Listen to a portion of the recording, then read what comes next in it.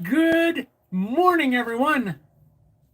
What's going on? Welcome to Homebuilt Workshop. Welcome to Wednesday Live. I feel like this is really close for some reason. I'm going to wiggle this around for a second. Bear with me. I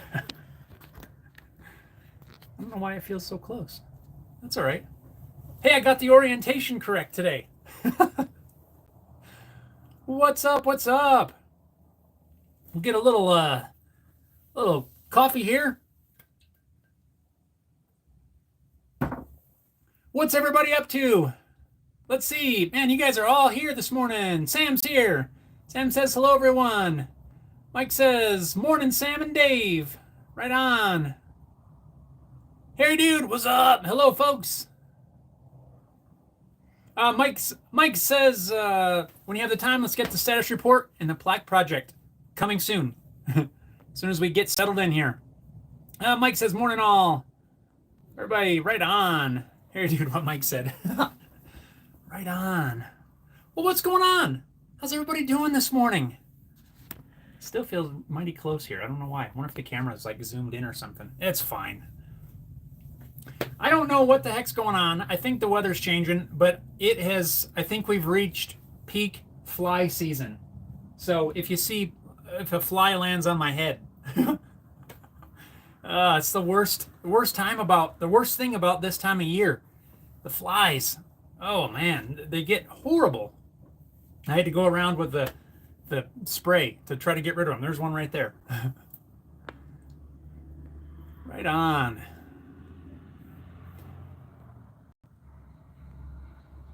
Sam's got the ads, and Paul's here. Paul says, good morning all. Good morning, Paul. How are you doing? How's everything down your way? Still toasty and warm? We've been having, I don't know, like really nice weather, 70s, upper 70s or so. But I did see that later this week, I think, or maybe it's this coming weekend, we're in for like highs in the 50s. Ugh, man.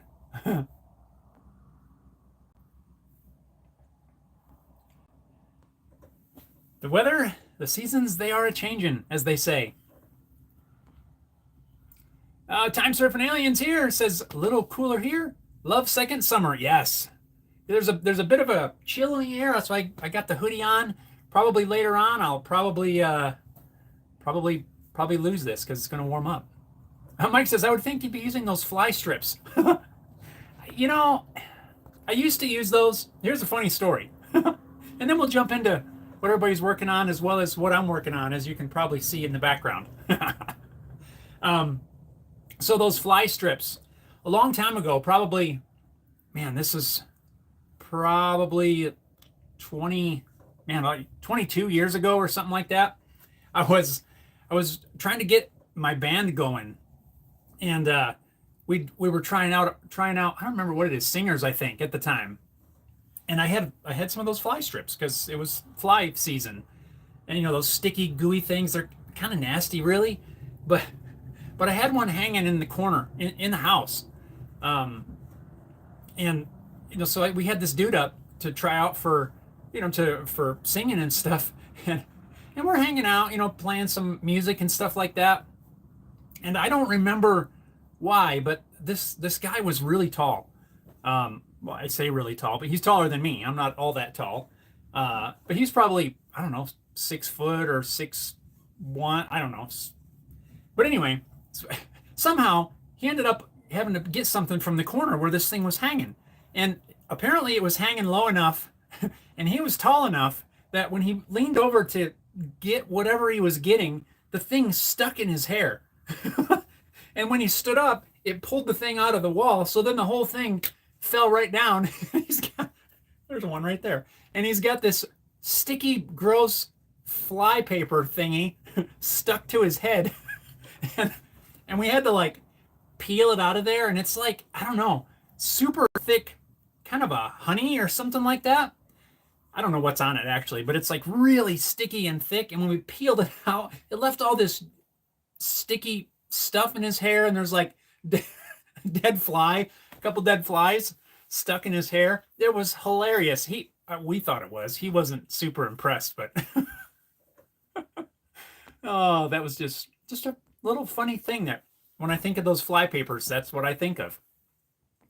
And then for quite a while after that, the song that we had been working on at the time didn't have a title yet, and we just called it Flypaper because that was the one we were messing with when he got the thing stuck in his head. It eventually had some sort of a title, but yeah, Flypaper was the name of the song for a while. Oh, let's see. Anyway, KK's here. KK, what's going on, my friend? KK says, hello from Greece. Hope you're well, my friend. Glad you give us knowledge with patience and, as always, with a smile. After a hot summer, it finally started raining. Well, good. I'm glad you got some rain. And Mike's, his voice was just fly. I don't remember the guy being all that bad, or all that good, I mean. It wasn't great. He didn't end up getting the gig, but Robert's here. Robert says, I was having to deal with my car insurance agent. Got a letter in the mail saying that my VIN numbers were invalid. What? They're correct as shown in my policy. Oh, boy. Paul says, backyard scientist made a human-sized sticky fly trap, and he proceeded to get stuck on it. Oh, man, that's funny. Yeah, those things are so sticky. I haven't used them, I think, since that guy got it all stuck. Because I got to thinking, I don't know, I think I had a little bit of hair at that time, not much. Maybe that was right about when I started shaving it. But I didn't want to get stuck in the flypaper. Oh, that was so funny. I still chuckle about that once in a while when I think of it. Jimmer's here. Jimmer says, "What's up? What's going on, man? How you doing today?" Flies. What are you working on today? And Dastardly Dave is here. Dave says, "Sup all." Dave, what's going on? How are you doing this morning? What's everybody working on? Click that in down there, and I wanna hear what projects you got going on. Meanwhile, what am I working on around here? But before I jump in, I need to give a shout out, huge shout out to the one and only Mr. Mike Johnson and his nephew, who seriously helped me out with some files. Remember last week I was talking about one of these STL files that was giving me fits for a project that I'm working on right now. And they really, really helped me out. And Mike, thank you. Thank you so much. I really appreciate that. Man, that you saved me, I don't know how much time, because I already spent several days working on that file and still wasn't able to get it. So thank you so much. And to your nephew, I really appreciate that. Man, it was awesome. Awesome. Thank you. But that being said, we have we got the plaque project in process. Monday, I got like 100 board feet of walnut delivered, and I still have, I don't know, probably half of it yet to finish chopping up. And I've got a whole bunch of stock back here. I should have had a blank here ready for you. Maybe I can swing this over. I don't know if you'll be able to see it or not. There's one right here in the clamps. I just glued this up before we got started so that I could take advantage of the downtime for the glue to set. So we're in process here. I'm basically taking these boards, cutting them into the different lengths, and then I rip them down into strips, glue it up, and rinse and repeat and repeat and repeat and repeat. And then eventually, once those blanks are glued up, I'm sending them through the drum sander to flatten them out. This is not totally flat, but it's flat enough to where I could put it on the CNC machine and cut out this shape. These are so not necessarily tricky, but yet I still want to call it tricky because they're on the diagonal. So I don't want to glue up just a big panel because you're going to have a lot of waste. So you got to glue these up, and then they get cut out on the CNC. At least that's how I'm cutting them out. And then I haven't even cleaned up the tabs yet on these, because mainly I'm going to take a round over bit and end up an OG bit and putting that profile in there. But I've got, I don't know, what do I have here? I got 5 here that are cut out. Just mainly those were sort of tests, but not tests. I've got another, I don't know, There's 5, 7 that are glued up, ready to be flattened and cut out. And then, yeah, that is my week so far this week. I'm just trying to get all these blanks glued up, mainly because I need to make sure I got the correct amount of wood, while I still have time to order more if I need to. So that's my goal. I'm just trying to do as many of these every day as I can. And then, yeah. So most of this week, I think, is going to be gluing up these diamond-y shape blanks out of walnut. And it is a lot of walnut. So yeah, kind of going in stages right now. Just working on getting these things glued up. Man, it takes a little while. But I'm hoping maybe by the end of the day tomorrow, I can have all of them glued up. And then if I need to, if I'm short on wood, which I don't think I am, I still have time, like I said, to get a few more boards in. But that's what I'm working on. Another thing. So there's a lot of steps that go into this project. The first of this is where I'm at right now, gluing everything up, getting all the shapes cut out. Thankfully, there's only 2. Most of them are this square shape. But in the center, so once this is all done, of course, it gets the profile around there.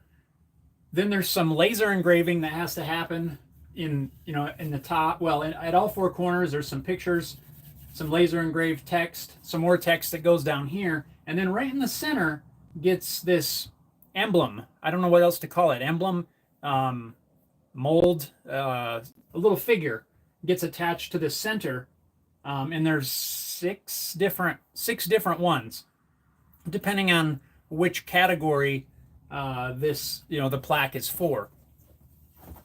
So those are getting 3D printed, painted, and then sort of, I don't know, antiqued or something like that.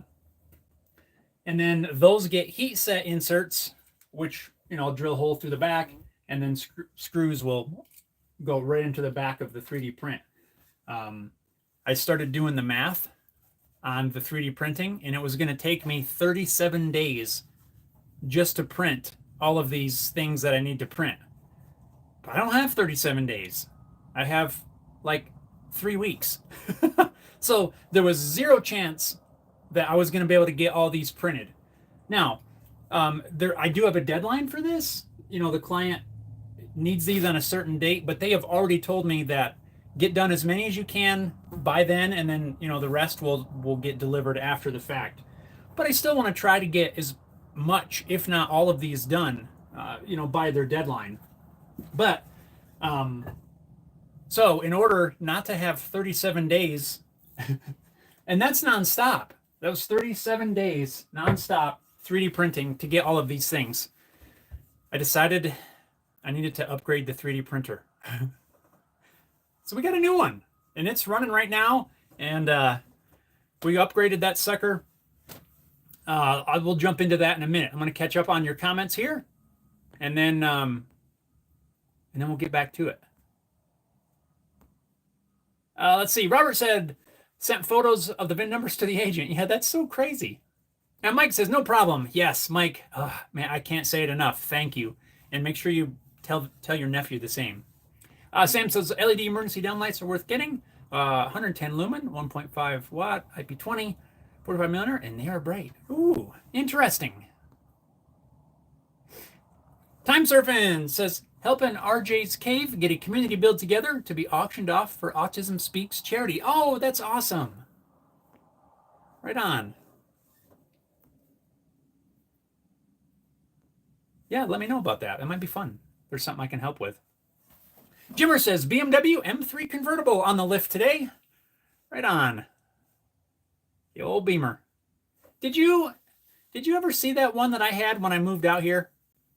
I don't know if you did, because I got it together just before I came out here. It wasn't an M3, but that little silver 318 that I had. Did you ever see that? Paul says, out of the shop for about next 7 weeks while recouping from surgery. Have 3 guitars to build as soon as I get back in there. Yes, Paul. Updates. Everything went well? Everything's good? Right on. Harry Dude says, nice work, Mike. Jimmer says, no electrical power. Jumping does nothing. Top is down. No key slot for the trunk, which is where the battery's located. Today's issues. Oh, no. Oh, no. The jump pack does nothing? What in the world? Oh, boy. And Donna's here. Donna says, coffee up, everybody. Thanks for the reminder. I need to coffee up, too. Cheers, everyone.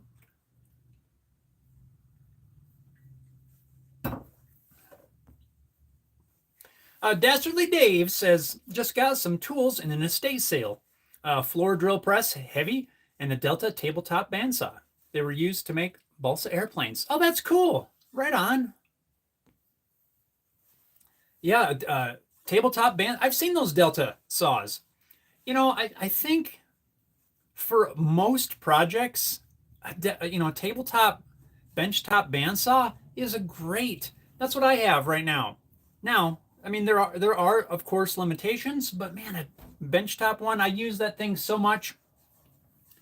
The only thing that I can't do really is resaw, and that's something that I want to do. You know, parts for guitars and stuff like that, which are taller, and I can't resaw on this one, and that's the only problem. But if you don't really ever want to mess with, you know, resawing or something like that, man, the benchtop ones are awesome. I have zero complaints about mine. Yeah, it's been working great. It's not the Delta, but. Mike says, do you have other friends to help with the 3D prints? I have 2 Prusa, Mark IIIs and 4. Already told the nephew. Right on. I don't at the moment, Mike. I think with the new printer, I think we're going to be all right.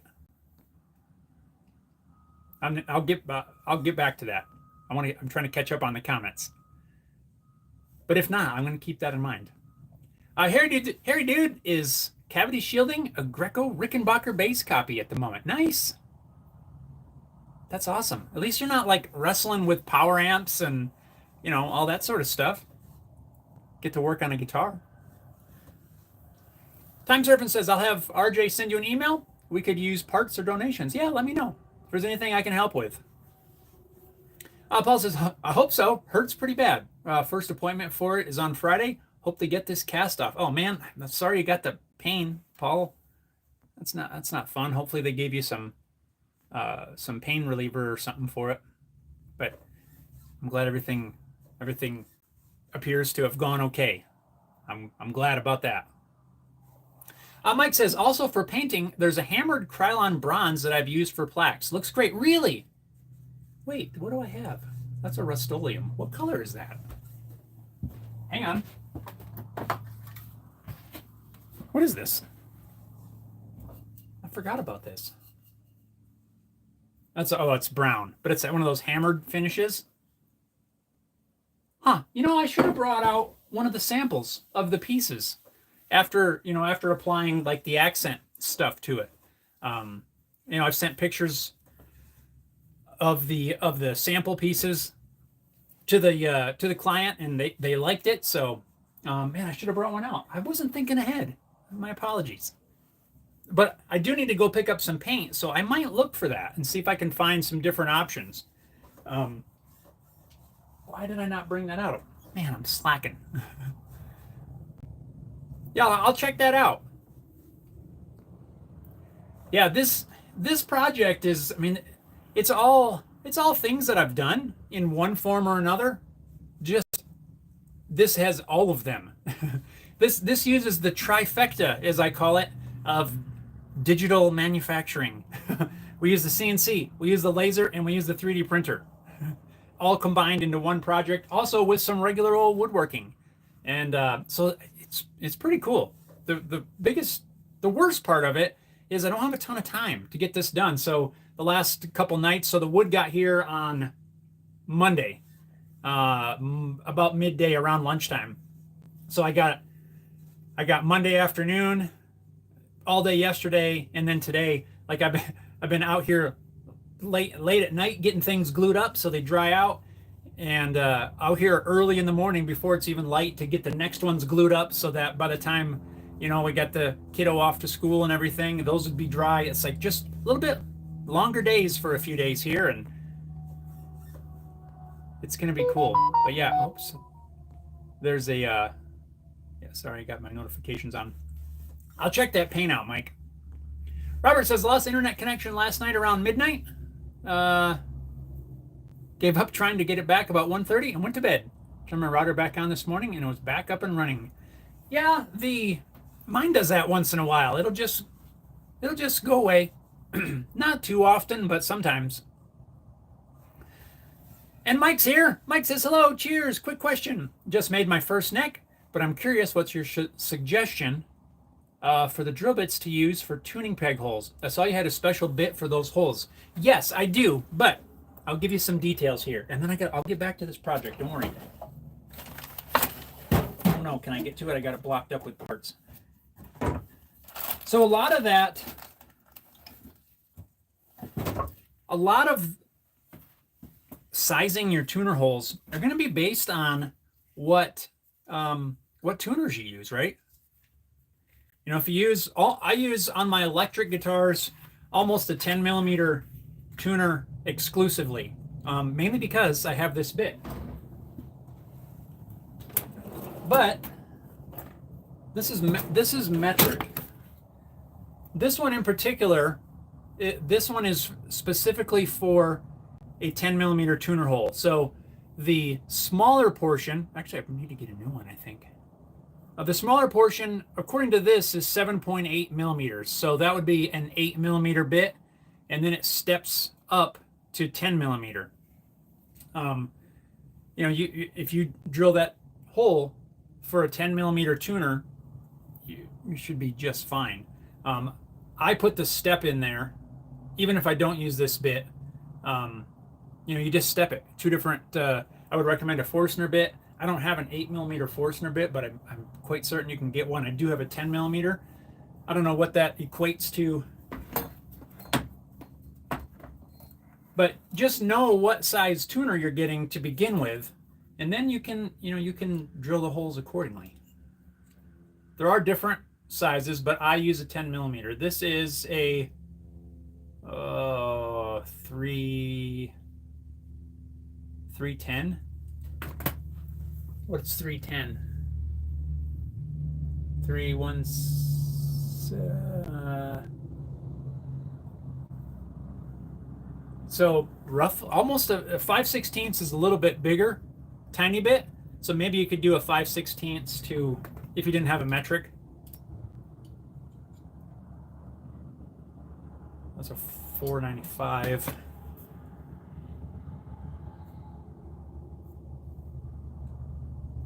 Almost a half inch, not quite. So just choose your tuners first, is basically what I'm saying, and then you can drill the appropriate sized hole. Why can't I get that back in there?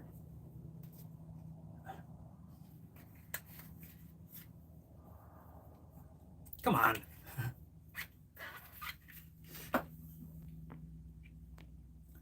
So Mike, I hope that helps. You know, you can buy this bit. The StewMac sells one. This is not the StewMac one. I ordered this someplace else, and I've looked recently to try to find some more because I wanted to buy a batch and maybe throw them up on the website. Can't find them anywhere other than the StewMac one. So I got to spend a little bit more time and see if I can find these somewhere else. But check your tuner size, drill the hole accordingly. Oh man, I thought I turned that off. Hang on here. Let's see. There we go. All right, I'm back. Let's see. Robert says to Paul, best of luck with the healing. Paul, thanks, Robert. Jimmer says you can't access the emergency handle in the trunk because the top folds in the trunk. The top required a bit of interior pieces to be removed, and then you're supposed to be able to pull the top up. Can you, I guess probably the top's in the way. I was going to say, can you pull the back seat out? And maybe there's a panel. Maybe you could reach through. I don't know if that comes out in that. I don't know. There's no back seat in those, is there? I don't know. But I do know this. You will figure it out. Robert says, pretty much a catch-22 unless you can get in the trunk. Yes.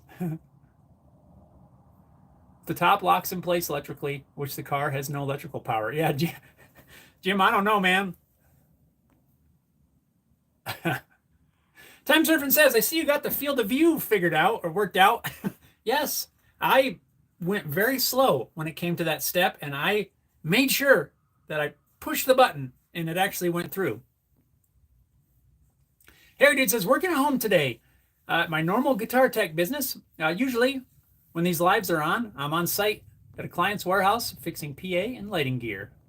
Mike says it was Rust-Oleum hammered all-surface paint and primer. Like that. Except this is brown. I'm going to check it out. Paul says, got to learn to do a setup on a guitar. Had my guitar tech do one and ship it to the client. He didn't tell me he broke the neck pocket. What? Or that he stripped out the truss rod. Oh, boy. Paul says, found out from the client when he opened the guitar. Man, come on. Really? Sorry that happened, Paul. That's too bad.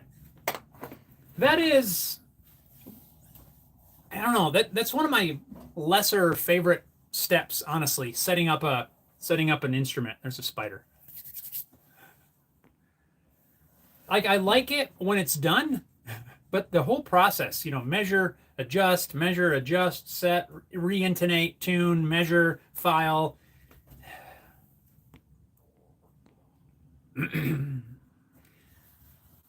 Corey says, I have a doctor's appointment.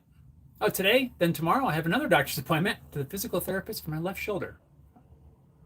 And I hope I don't need shoulder surgery. Well, I do too, Corey. Man, I hope that goes well. Yeah. Time Surfing says, oh, it sucks, Paul.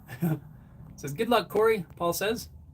Yeah, Corey, best of luck. Hope everything goes okay. Hope you don't need the surgery either. Mike says, thank you for the info. Being my first neck, I'm extra precautious. Not anything wrong with that. I know. Yeah, I know what you mean. This is probably way more than I need to be. Very helpful. Thanks always. Yeah, Mike, there's nothing wrong with being extra cautious, especially, when you're doing something new. Maybe even this project that I'm working on right now, making these things. The first couple, I was the same way. It's not a guitar neck or anything, but it's just a new process, and knowing that I have to do 30 plus of these things, I wanted to get my process down, and I was a little cautious on the first few. Now I think I've got it worked out, and it's not so bad, but I know exactly what you mean. There's nothing wrong with that.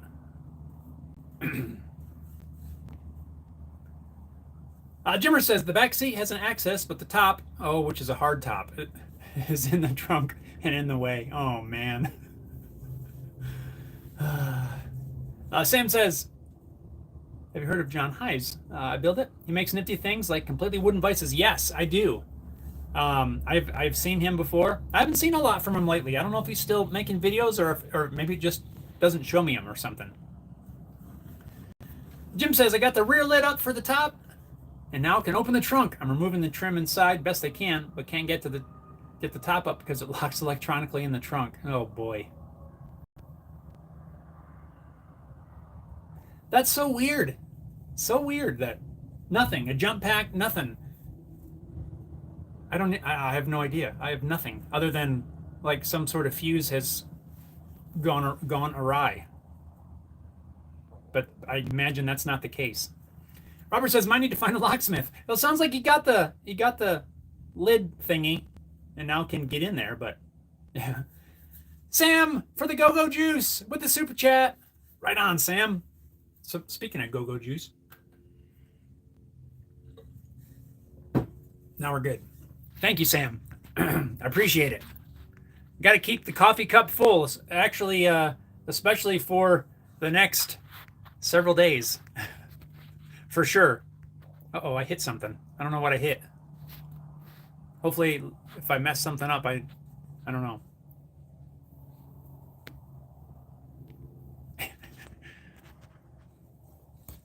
Paul says, my chisel planer sharpening jig is based on John Hyde's plans. Works great. Yeah, he's still doing videos. Yeah, I'm going to have to double check.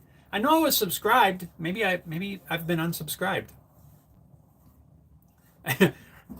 Robert made sure his thumbs up button's working okay. And is your thumbs up button working okay? Yeah. Double check just by hitting it. Just make sure it's working. I've heard rumors that those things go bad, so just test yours out. Anyway, let's see. So yeah, back to the 3D printer, which is running instantly nonstop at the moment. Finally bit the bullet due to this project and time constraints, and I picked up the Bamboo Labs X1 Carbon, and it's cool.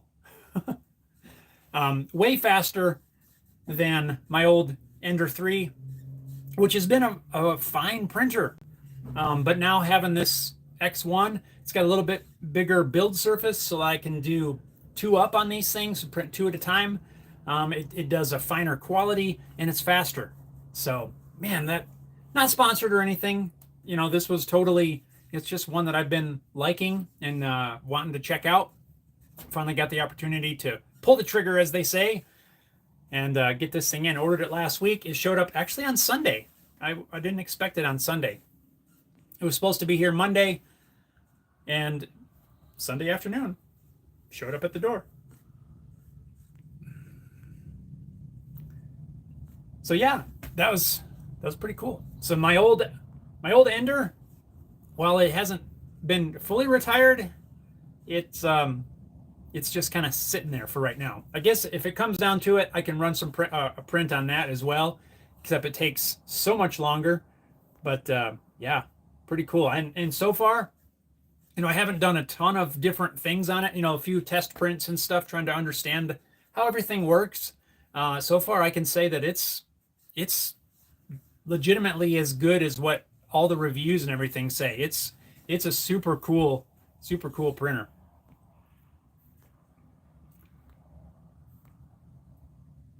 Jimmer says there's no lock for the trunk. It only opens electrically.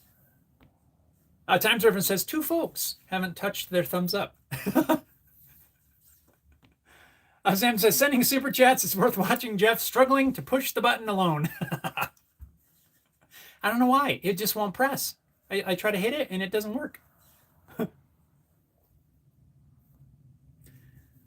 BMW removed that ability to open with a key in 2010. Interesting. Mike says, what are you using for material? PETG? I have some PETG right now. I'm going to do the first couple in PLA and see how that works. Just regular PLA. And if I need to switch to PETG, I can. I think the PLA is going to work just fine. Flies, go away. That's what's running right now.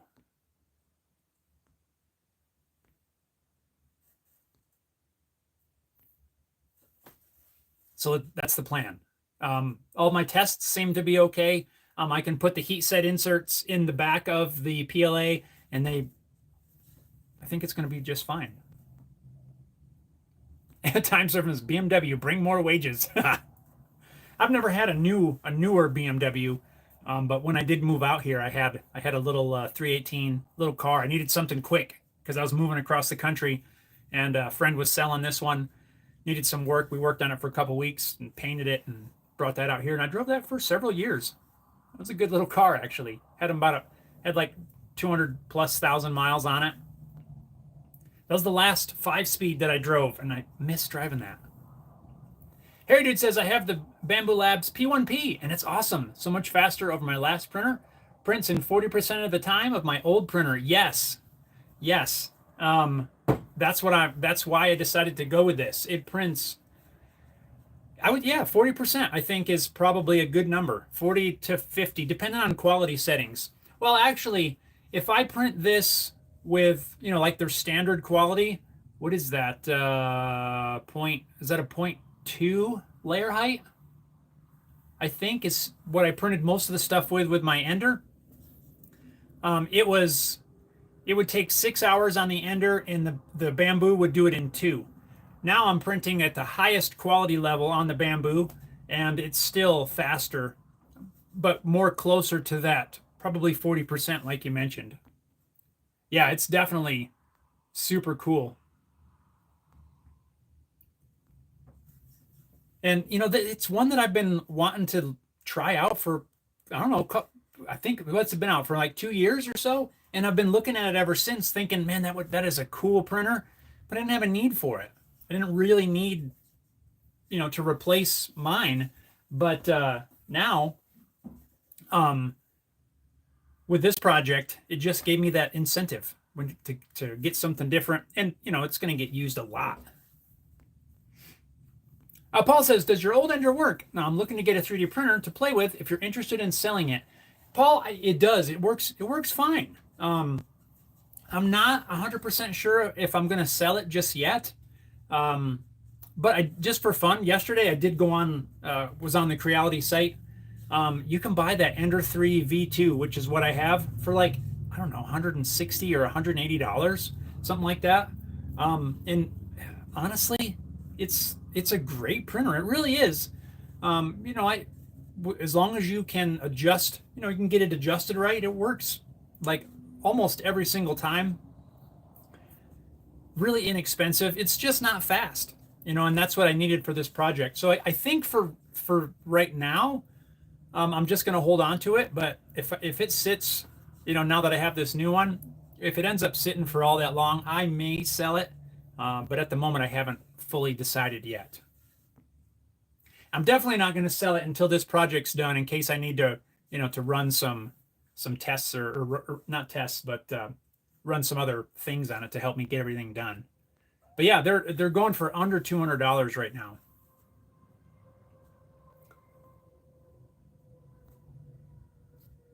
Yeah, I think you need a 3D printer, Paul. Sam says you could do with your own Cat 6 cable and plug tool, so you can make your own networking cables. Yeah, that's something I've done. I mean, I've done it years ago when I was working the corporate stuff. I would help out with some of the facilities maintenance and stuff, where we had to run cables and put ends on and all that sort of thing. So it's definitely, it's kind of a cool process.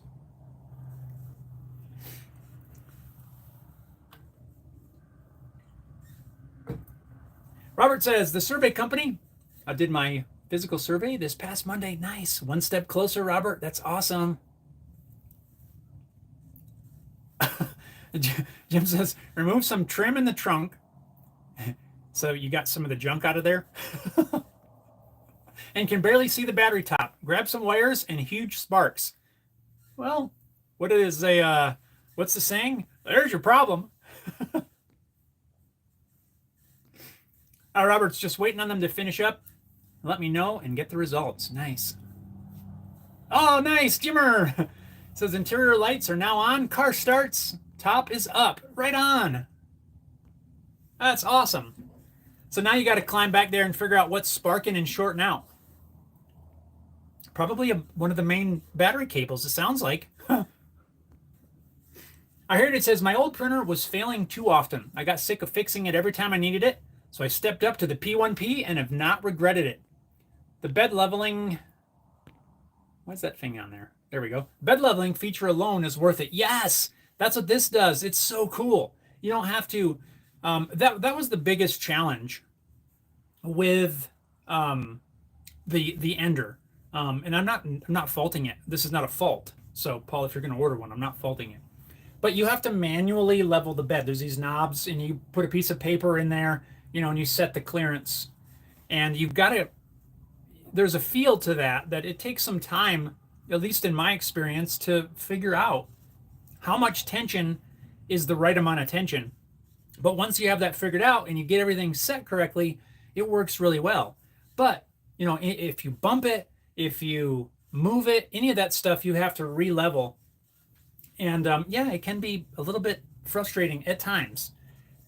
But once you get it, it works great. Especially with a fresh nozzle, nice clean nozzle and all that stuff, it works really well. But this new one, the P1P that Harry Dude has, as well as this X1, it has an automatic bed leveling. So when you start a print, it just goes around and it takes these measurements. There's like a LiDAR scanner or whatever that is, and it does all these measurements, and then it compensates whatever it needs to compensate, height, I'm guessing,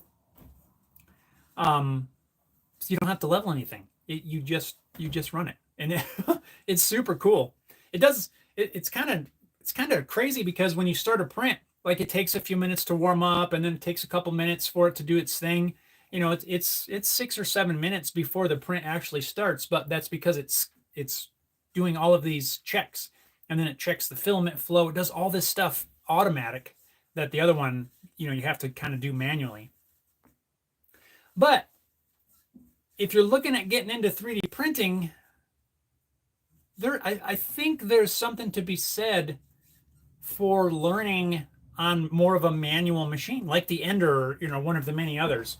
Now, I can't speak for all the printers. I've only used this Ender and I've used this Bamboo, or I've only owned those two. Once you are comfortable with one of these manual ones, I think it makes it easier, and you appreciate these upgraded ones more.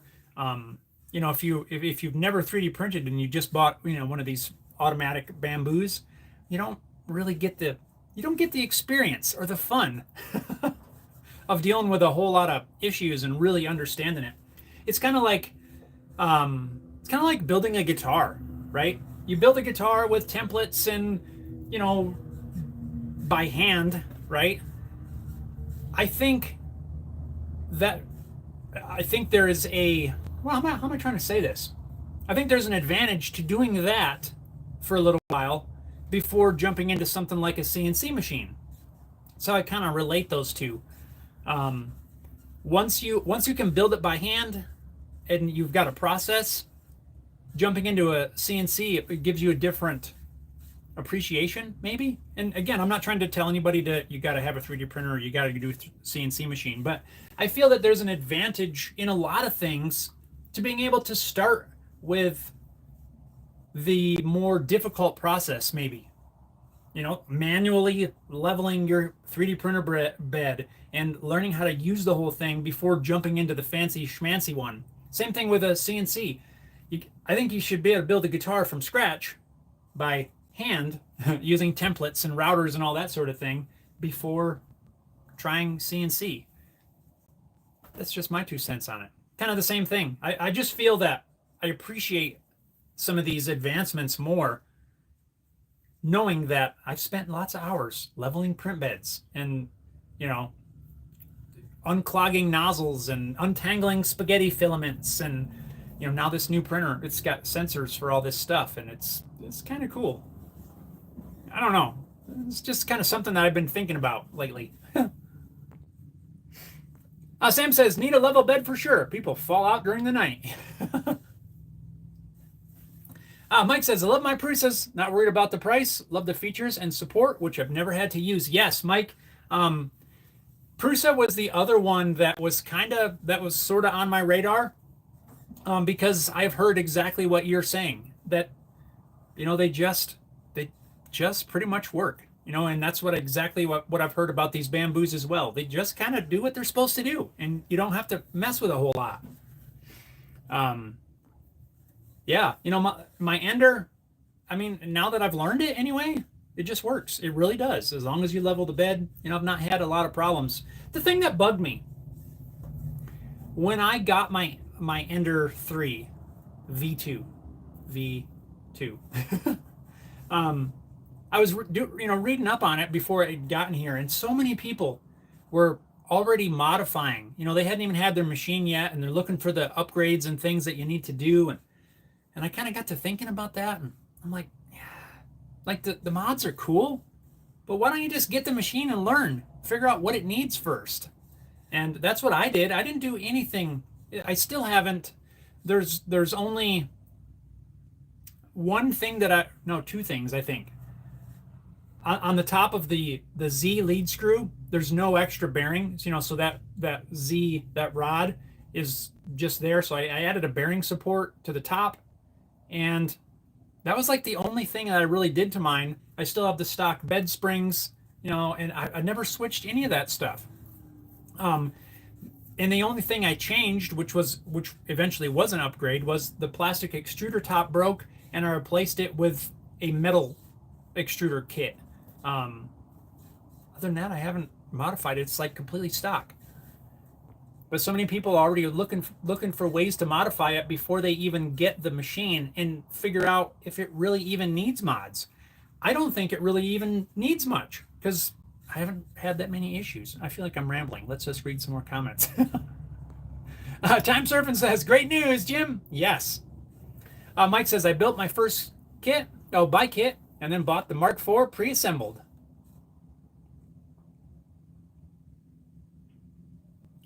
KK says, I'll send you the 4 tellies I made on Facebook.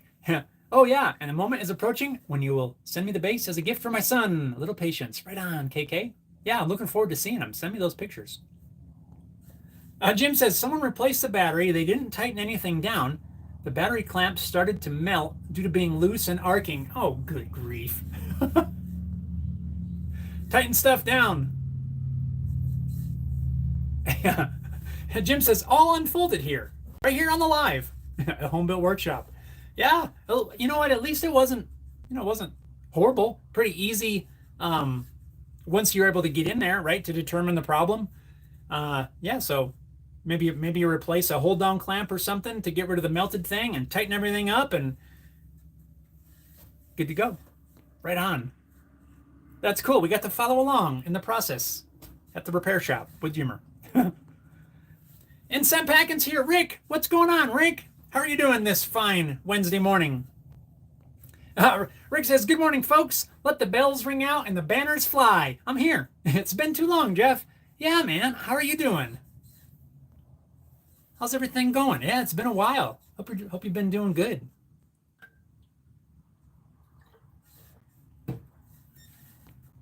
Sam says, Makita do a battery-operated microwave? What?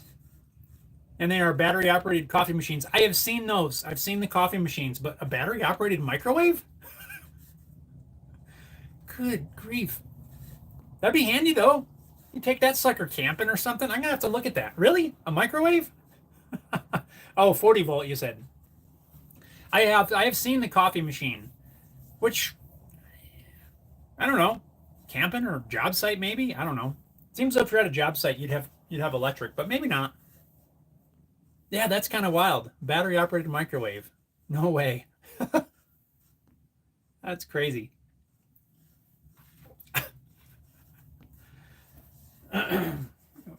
Let's see.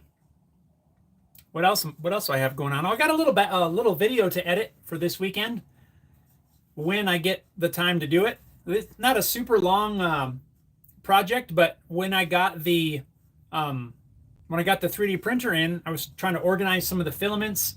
I decided to add a filament rack to the table that my printer sits on. So just kind of building up that little rack. Nothing super fancy, but man, what a difference that makes. Having everything, a couple dowels between the table legs so that the filament just stands upright rather than stacking them all over the place. So that's what I got planned for this weekend. It was just a fairly quick project. But it's one of those projects that, you kind of think, yeah, I kind of want to do this. And you kind of put it off and you kind of put it off. But once you get it done, you're like, why didn't I do this 8 months ago when I thought about it? That's one of these projects. And it didn't even take all that long. So that's the plan. A little quick 3D printer filament rack. Rick says, all good here. Planning another move over to Vancouver Island. Busy in the shop too. Right on. Moving over to Vancouver Island. Nice. Hope all that goes good. I know that moving it's a lot of work. Jim says it got towed in this morning, shut off on the highway. Speedometer and tach were stuck on the mile an hour and RPM. Were they going at excessive speeds? Because it's electronic, so it just froze.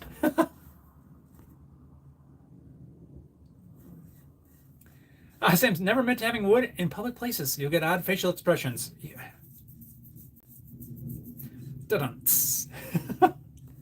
Oh, I can't show you because it's like a 10-foot long piece of walnut. In this stack of walnut that I just got in, I don't know, I just got sidetracked because I looked down and saw it. And Sam was talking about wood. So there's a board in there. It's like 10 feet long. And it is walnut but it has a really nice figure in it. So I've set that one aside. I'm going to try not to use it, even if it means I have to buy another board, because I think that would make some cool guitar parts. I can't show you, but I will. I'll get it out eventually. I had all these things in a stack, and I would start at the top, and I'm cutting them up with the circular saw, and I came to this one, and I was like, wait a minute, some figured walnut in my stack? I'm like, I can't cut that up. Like, that's guitar stuff right there. So I'm going to set it aside. Like I said, even if I need to buy another board to replace it, which I'll do, because it was kind of cool. It's almost an inch thick. Make some, I don't know, resaw it, which I can't on my bandsaw, but we'll figure it out. But I thought it was pretty cool, some figured walnut.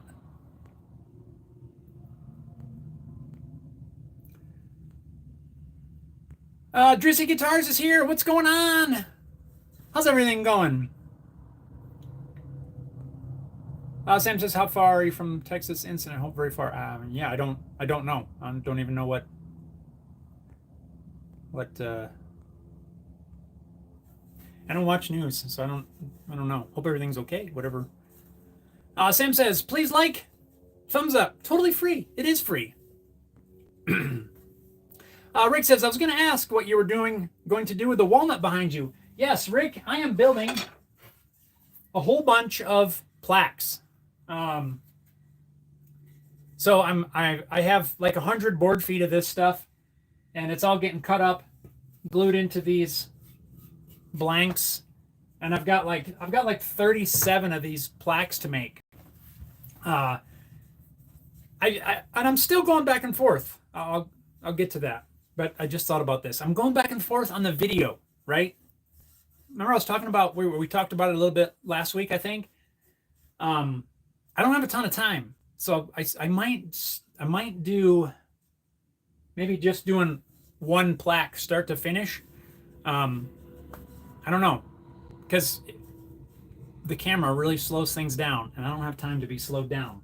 So I'm still wrestling with that idea. I'm going to do something. I just don't know what yet. I haven't started filming yet. I'm still, I'm not even halfway through this step. But yeah, these are all plaques that I'm building for an organization, and there's like 32 of these that I have to make, and then 5 or 6 larger ones, more of a triangle shape. So that's what I'm working on right now. It's a client job that I'm doing. So lots and lots of walnut, cutting it down, gluing it up. I'm getting blisters from clamps, tightening, loosening, because there's a lot. It is a lot of pieces, but it's going good so far. I got the first 5 here, roughed out, kind of got the process down, and now we're cruising along. But yeah, Rick says walnut can have some nice figuring. Yeah, I was surprised. That's what stood out when I just grabbed the board and I slid it over and was going to start cutting, and I'm like, oh wait, hold on, it's got some figure. And I look all the way down. I'm like, I can't cut this up. Set it aside. Sam says liquid gas pipeline fire. Oh wow, yeah, Sam, I had not heard about that. You know more about the news here than I do. I just don't watch the news. But yeah, man, I hope everything is okay. Hopefully it's, yeesh. Hopefully get that taken, get that under control. Mike says, what's your set time for gluing? I'm just using Titebond Original. I could probably unclamp it in an hour. I'm trying to give it at least 2 at the moment. Like this one here, you can see, I mean, it's still soft, actually. Yeah, I glued that at like 20 after 8 this morning, so it hasn't been quite 2 hours yet. After 9, yeah, it hasn't been 2 hours. I do feel like the inside would be okay, um, but I'm trying to not push it too much. Because you give it an hour, it's set pretty well. But I'm trying, like I said, trying to give it two or more. But I got to keep this process going, so I don't feel too worried after 2 hours. What about you guys? How long do you wait if you're in a time crunch before you unclamp something that you've just glued up? Have you ever? I have gone less than an hour before, like 45 minutes. Makes me nervous. I don't know why, but not on this project I haven't. But in the past, just trying to get something moved along. Um, I think 2 hours here is enough. I'd much rather let it sit, 4 or more, but I think sometimes that's overkill. Rick says, and you can never have enough clamps. Rick, you are absolutely right. I have not bought a clamp in several years, but I just haven't really needed it. I haven't felt, everything that I've been making guitar-wise or other projects, I've had what I needed. But yesterday, so Monday and half of yesterday, I was just dealing with one set of clamps, gluing one up, and then while that was drying, I was cutting more pieces and ripping them down. I ended up at a point where the timing just worked out to where I just put a piece in the clamps, and I had enough stock already cut that I was stuck because I had stuff to glue, but my clamps were holding wet glue. I actually ran out of clamps. Can you believe that? So I went off to the store and I bought some more clamps for the first time in, like I said, several years. It's been since I've bought clamps. So the saying still holds. You can never have too many clamps. Even if you think you have enough, there's going to be a project at some point that is going to show you that you need a few more of a certain size. But I'm not advocating just going out and stocking up. I mean, I guess if you wanted to, you can. But wait for that project to come up when you actually realize, okay, I am stuck because I don't have clamps. And that was me yesterday. Wet glue, couldn't clamp up another piece. I was caught up on the other steps, and yeah, I had to go to the store and buy clamps. Yep.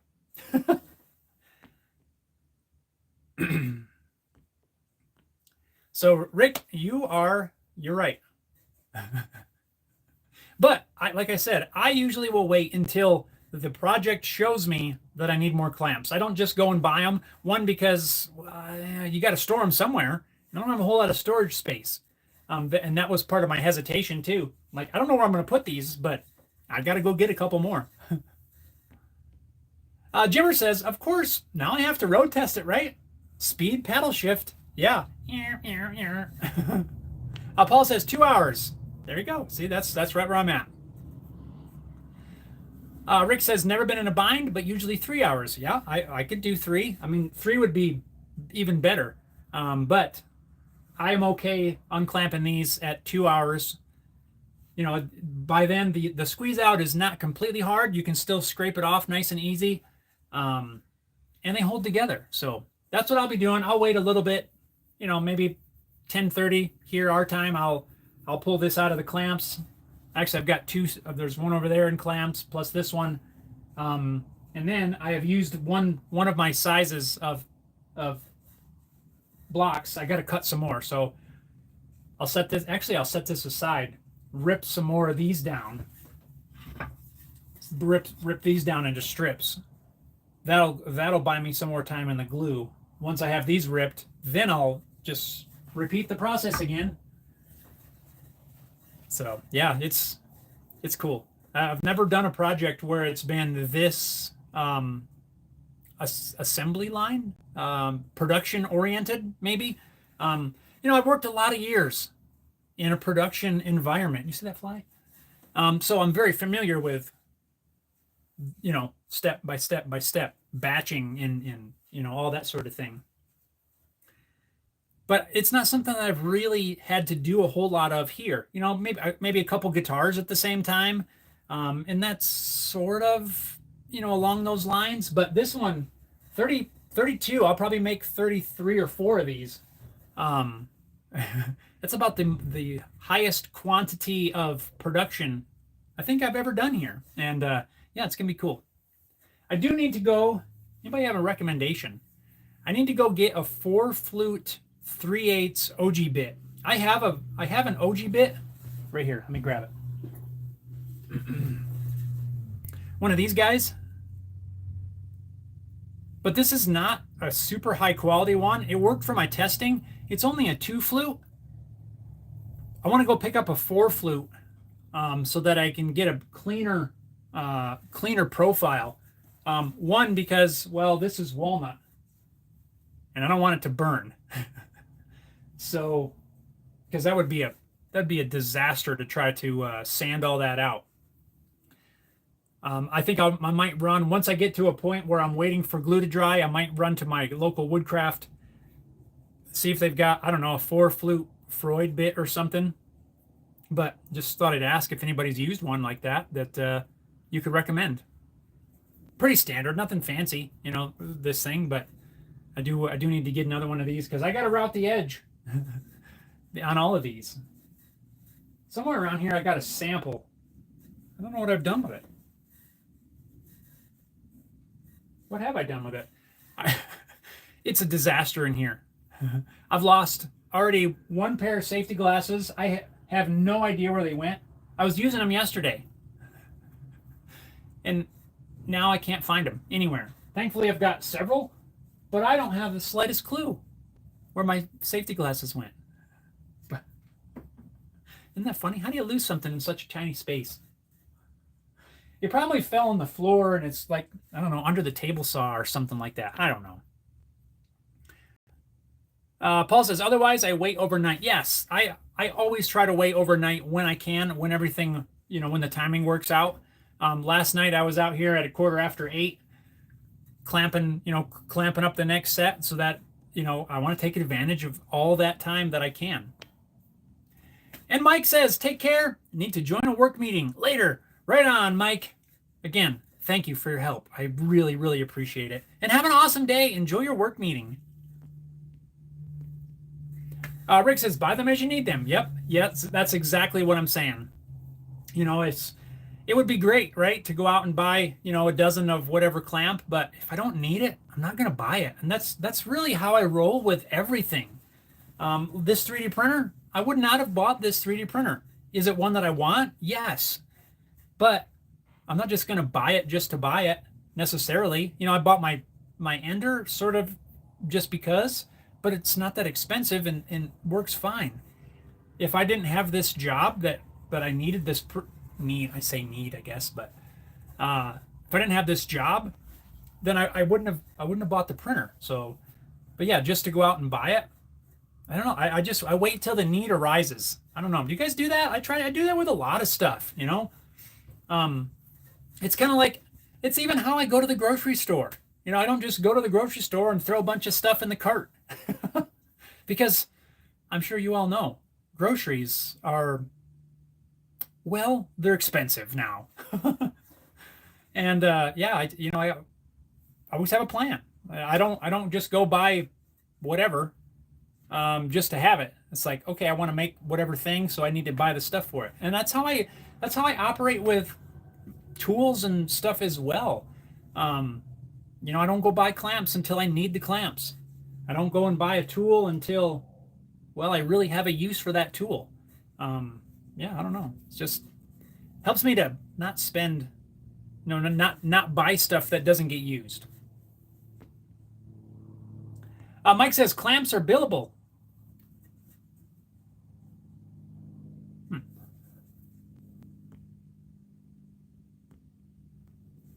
I don't think I'm not billing clamps.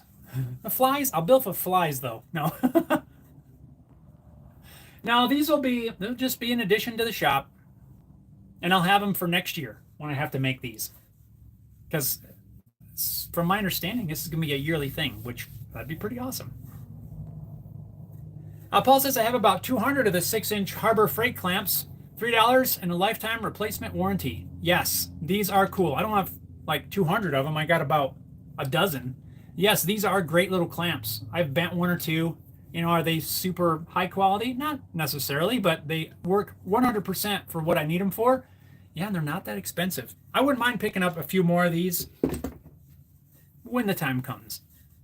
When I need some more of those clamps, that's probably what I'll buy. Jim says, manual without a clutch pedal is weird. There's no clutch at all? Like even for like stopping and takeoff? That does sound weird.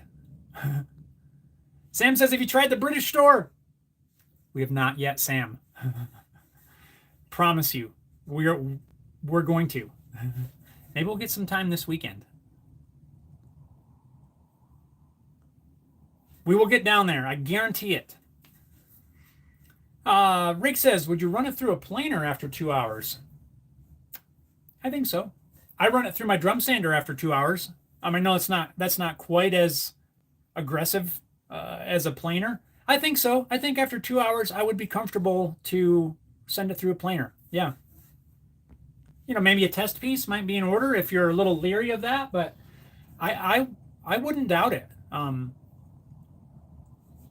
Well, let's just see. What does this say? If I can read this. Let's see. Joints should fit tightly. Apply a heavy spread of glue to surface. Clamp for a minimum of 30 minutes. Do not stress joints for 24 hours. Remove excess wet glue with clean damp cloth. Close cap after use. Do not stress the joint. I would not consider a planer stressing the joint, right? If you're stressing the joint, to me would be, you know, this sort of a force.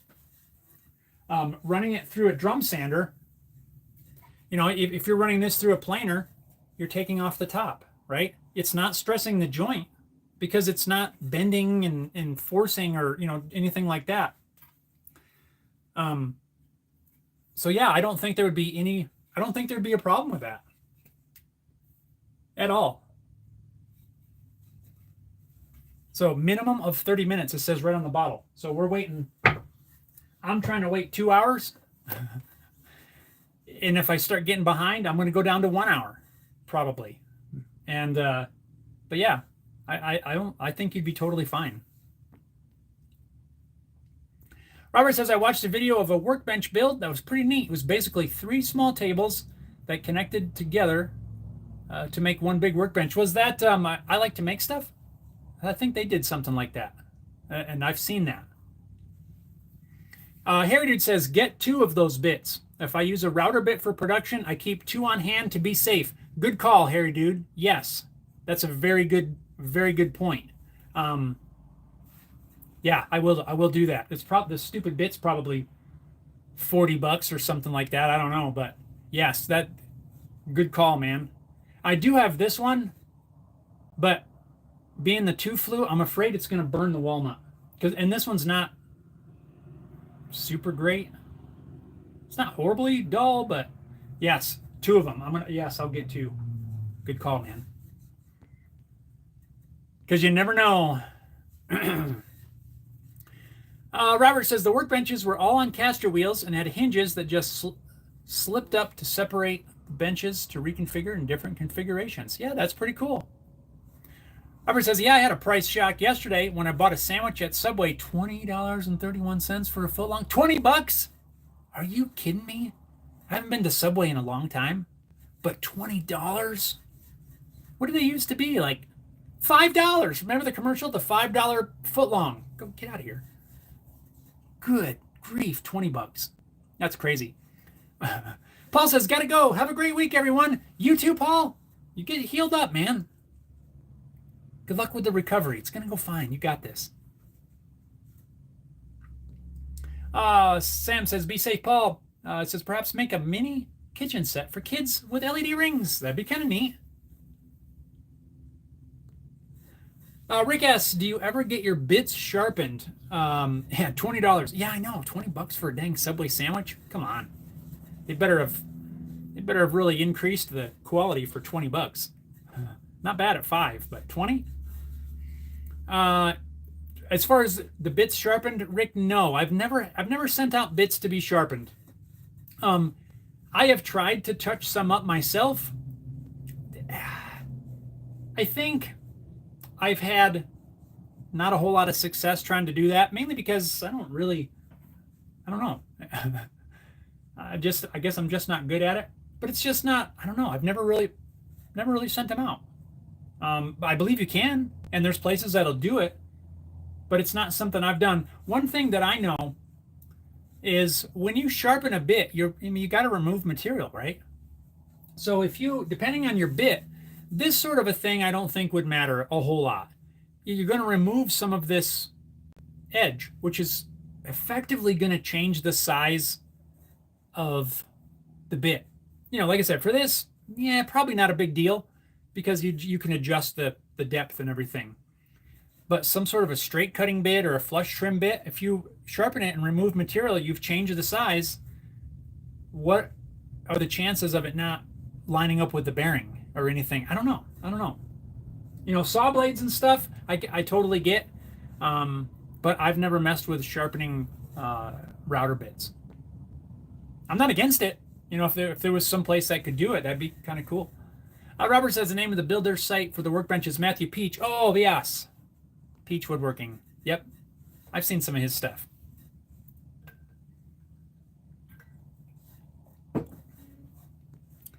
Cool.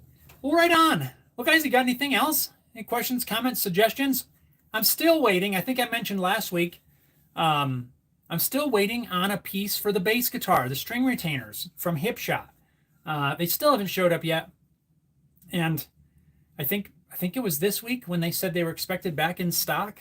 I don't know why it's taken so long. Apparently they were out, but I thought those pieces would be in because I want to get these things, I want to get out and about and let some people try the basses out. But I got to get this string retainer first. I wish it would just show up. Of course, now I need to focus on this, but yeah, that's crazy. It's taken a really long time. Rick says, not sure what someone would charge. I just had 3 10-inch blades, assorted teeth, and a dado stack for $80. That doesn't sound bad. I mean, a new 10-inch blade's $80 or more. Probably more. I don't know. I haven't bought one in a few years. Sam says, thank you for the fantastic stream today, Jeff. Well, thank you, Sam.